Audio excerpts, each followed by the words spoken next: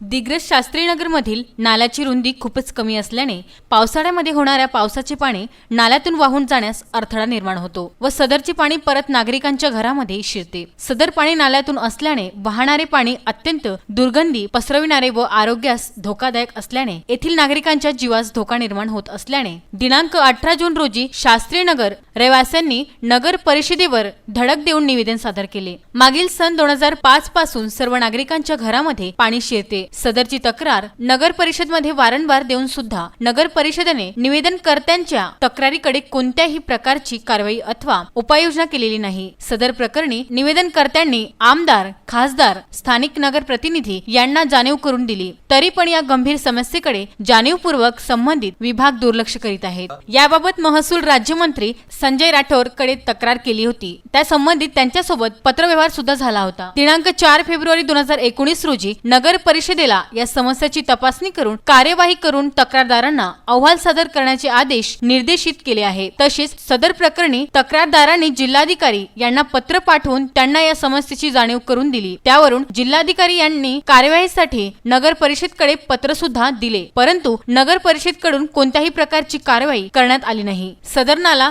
रुंदीकरण करण्यासाठी नगर परिषद प्रशासन व अन्य प्रशासन जाणीवपूर्वक जनतेकडे समस्येकडे दुर्लक्ष करीत असल्याचे, पावसाचे पाणी आल्यास या नाल्याचा पूर आल्यास शास्त्रीनगर वासियांचे जीवन धोक्यात आल्याशिवाय राहणार नाही यात तीड मात्र शंका नाही। सदर नाल्याची रुंदीकरण न केल्यास तक्रारदार जन आंदोलन किंवा उपोषण करण्याच्या पवित्र्यात राहणार असल्याचे दिलेल्या लेखी निवेदनातून कळवले आहे। शास्त्रीनगर मानोरा वासी आम्ही लोक पुराच्या या पाण्यामुळे त्रस्त झालेलो आहोत। नाल्याचं रुंदीकरण करा याच्यासाठी निवेदन आम्ही नगरपालिका, आमदार साहेब, वरचे वरिष्ठ सर्व शासनाचे अधिकारी, कलेक्टर साहेबांपर्यंत सर्व शासनाला आम्ही निवेदन दिले आहेत की आमचं अतोनात नुकसान होत आहे। रात्री बेरात्री कधीही पाण्याचा पावसाचा जोर वाढला की पुराचं पाणी घरामध्ये घाणेरडं पाणी घरामध्ये शिरतं आणि सगळ्यांच्या जीवहानीपर्यंत नुकसान होत आहे, तरीही शासन त्याच्याकडे दुर्लक्ष करत आहे।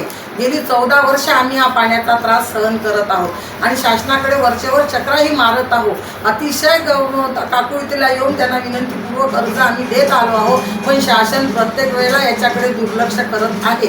जीवहानी झाल्याशिवाय शासन याकडे लक्ष देणार नाही का असा आम्हा लोकांना प्रश्न पडलेला आहे। तरी या सगळ्यांकडे लक्ष देण्यात यावं अशी मी शासनाला विनंती करते।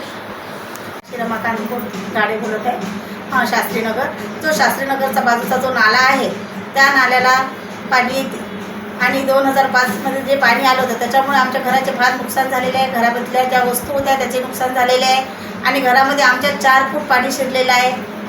त्याच्यामुळे आमच्या घरासमोर पण फार पाणी साचते आणि इतकं भयानक आणि पाणी येते आणि आमच्या घरातलं जे आहे वित्तहानी वगैरे इतकं भरपूर झालेलं आहे। गेले 14 वर्षापासून आम्ही ह्या तक्रारी करत आहे। सर्व लोक येतात, जे शासनाचे आहे सर्व काही येतात, चौकशी करतात, पुन्हा आम्ही तिथे जातो, आम्हाला टाळाटाळीची उत्तरं देतात, हो हो करून आम्हाला नेहमी तुम्ही ते दिले जे आम्ही त्यांना आश्वासन देते ते आम्ही निवेदन करतो। तिथे जाऊ आम्हाला काय तिथे नगरपालिकेमध्ये गेलं, निवेदन दिलं की तेवढा पुढे समजूत करतात आणि पुन्हा घरी पाठवतात।